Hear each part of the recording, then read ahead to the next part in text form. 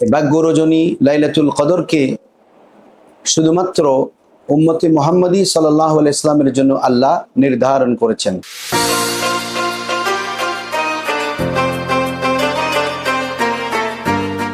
আসসালামু আলাইকুম ওয়া রাহমাতুল্লাহ।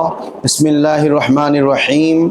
নাহমাদুহু ওয়া নুসাল্লি ওয়া নুসাল্লিমু আলা রাসূলিহিল কারীম, আম্মা বা'দ। প্রিয় দ্বীনী ভাই বোনেরা, লাইলাতুল কদর আমাদের মুমিনদের জন্য অত্যন্ত ভাগ্য মহিমান্বিত, তাৎপর্যমণ্ডিত, বরকতমণ্ডিত একটি রাত। ভাগ্য রজনী লাইলাতুল কদরকে শুধুমাত্র উম্মতে মুহাম্মদী সাল্লাল্লাহু আলাইহি ইসলামের জন্য আল্লাহ নির্ধারণ করেছেন। কুরআনুল কারীমের মধ্যে মহান রব্বুল আলামিন ইরশাদ করেছেন, বিসমিল্লাহির রহমানির রহিম, ইন্না আনজালনাহু ফি লাইলাতিল কদর ওয়া মা আদরাকা মা লাইলাতুল কদর লাইলাতুল কদরি খায়রুম মিন আলফি শাহর। লাইলাতুল কদর কি, এই বিষয়ে নবী করিম সাল্লাল্লাহু আলাইহি ওয়াসাল্লামকে আল্লাহ তাবারাকা ওয়া তাআলা এই আয়াতের মধ্যে ইরশাদ করেছেন, নিশ্চয়ই আমি কোরআনুল করিমকে লাইলাতুল কদরে অবতীর্ণ করেছি। হে রাসূল, লাইলাতুল কদর কি আপনি জানেন? এই রাত হলো হাজার মাসের চেয়েও উত্তম। অর্থাৎ এখানে হাজার শব্দটি কেন আসলো, এ বিষয়ে অনেক ব্যাখ্যা রয়েছে। আরবের মধ্যে বর্তমানে আমরা মিলিয়ন, বিলিয়ন, ট্রিলিয়ন অনেক শব্দ আমাদের রয়েছে আধিক্য বোঝাবার জন্য। আরবের মধ্যে সবচেয়ে বেশি সংখ্যা বোঝাবার জন্য হাজার শব্দটি ব্যবহৃত হতো। এই জন্য এখানে হাজার শব্দটি আল্লাহ তাবারাকা ওয়া তাআলা ব্যবহার করেছেন, অর্থাৎ মিন আলফি শাহর, হাজার মাসের চেয়েও অধিক উত্তম।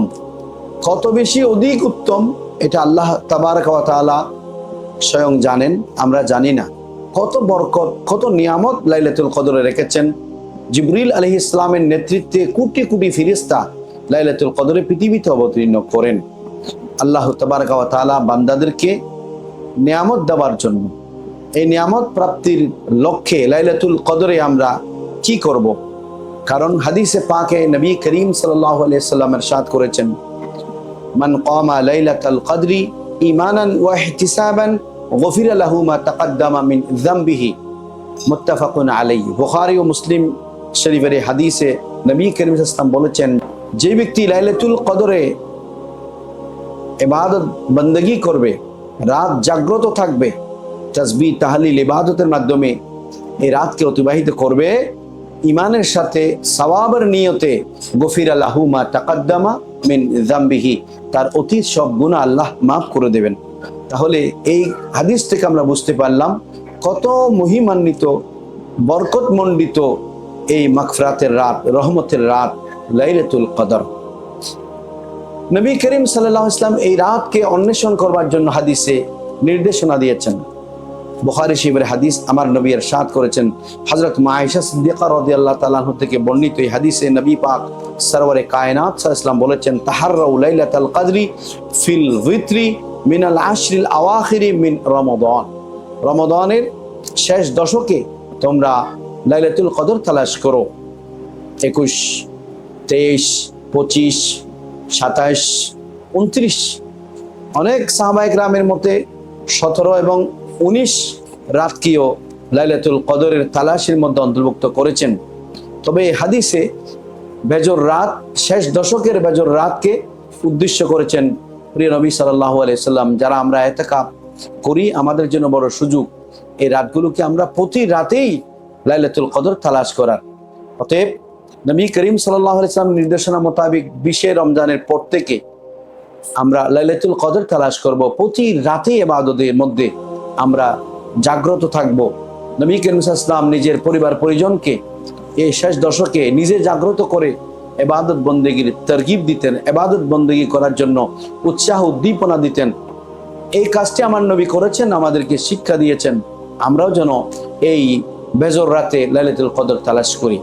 তবে এখানে একটি কথা বিশেষভাবে লক্ষণীয়, সেই কথাটি হলো, আমরা অনেকেই 26তম যে রাত, অর্থাৎ 27 তারিখের যে রাত, 26 তারিখ দিবাগত, সেই রাতকে লাইলাতুল কদর হিসেবে অনেকে জানেন এবং অনেকে এই রাতে লাইলাতুল কদর হিসেবে ইবাদত বন্দেগী করেন। এই বিষয়েও কিছু কথা রয়েছে। মুহাক্কিকিনরা এই বিষয়ে লাইলাতুল কদর 27তম রাতকে কেন বলা হয়েছে, মুহাক্কিকিন কিরামরা বিভিন্ন যুক্তি, বিভিন্ন দালায়েল পেশ করেছেন। বিশেষ করে ইন্না আনজালনাহু ফি লাইলাতুল কদর, এখানে লাইলাতুল কদর শব্দটি 3 বার এসেছে।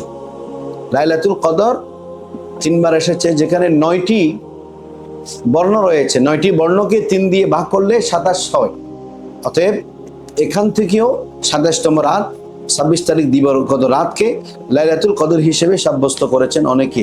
এজন্য আমরা লাইলাতুল কদর সে রাতকে পালন করি, সে রাতে লাইলাতুল কদর তালাশ করি, সে রাতে ইবাদত বন্দেগী করি, সে রাতে রব্বুল আলামিনকে সন্তুষ্টি করবার জন্য আমরা জিকিরে, তাসবিহ, তাহলিলে, আজকারে, ওয়াজিফা, তেলাওয়াতে কোরআনের মধ্যে, ইস্তেগফারের মধ্যে রত থাকি।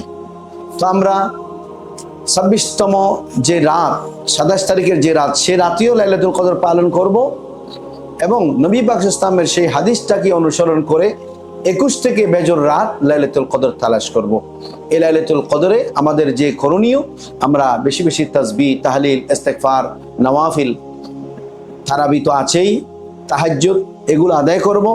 হাত্তা মাতলাইল ফজর, একেবারে সকাল পর্যন্ত, ফজর পর্যন্ত আমরা আল্লাহর করুণা পাওয়ার জন্য আমরা চেষ্টা করব। নবী করিম সাল্লাল্লাহু আলাইহি ওয়াসাল্লাম হযরতে মা আয়েশা সিদ্দিকা রাদিয়াল্লাহু তাআলা আনহাকে একটা দোয়া শিক্ষা দিয়েছেন লাইলাতুল কদরে, যেন এই দোয়াটি তিনি পাঠ করতে পারেন। এবং মা আয়েশা সিদ্দিকার মাধ্যমে আমাদেরকেও নবী পাক সাল্লাল্লাহু আলাইহি ওয়াসাল্লাম এই দোয়াটি শিক্ষা দিয়েছেন। আমরা লাইলাতুল কদরে বলতে পারি, এইভাবে দোয়া করতে পারি, আল্লাহুম্মা ইন্নাকা আফুউন তুহিব্বুল আফওয়া ফাআফু আন্নী। হে আল্লাহ, হে রব, হে আল্লাহ, ইন্নাকা আফুউন, তুমি ক্ষমাশীল, তুহিব্বুল আফওয়া, তুমি ক্ষমাকে ভালোবাসো, ফাআফু আন্নী, আমাকে ক্ষমা করো। এই দোয়াটি আমরা যারা বেশি বেশি করে যেন লাইলাতুল কদরে পাঠ করতে পারি। আবারও আমি এই দোয়াটি আপনাদের সামনে উচ্চারণ করছি, আপনারা যেন বারবার এটা পড়তে পারেন, আল্লাহুম্মা ইন্নাকা আফুউন তুহিব্বুল আফওয়া ফাআফু আন্নী। আল্লাহ আমাদেরকে এই দোয়া পাঠ করে আমাদের মাগফিরাত, আমাদের নাজাত, আমাদের মুক্তি, ইহকালীন শান্তি, পরকালীন মুক্তি কামনা করে রব্বুল আলামিনের কাছে ভাগ্য পরিবর্তনের জন্য আমরা যেন আমাদের হৃদয় থেকে আল্লাহর কাছে প্রার্থনা করি। আল্লাহ সবাইকে সেই তৌফিক দান করুন, আমিন। ওয়া আখিরু দাওয়ানা আনিল হামদুলিল্লাহি রাব্বিল আলামিন। আসসালামু আলাইকুম ওয়া রাহমাতুল্লাহি ওয়া বারাকাতুহু।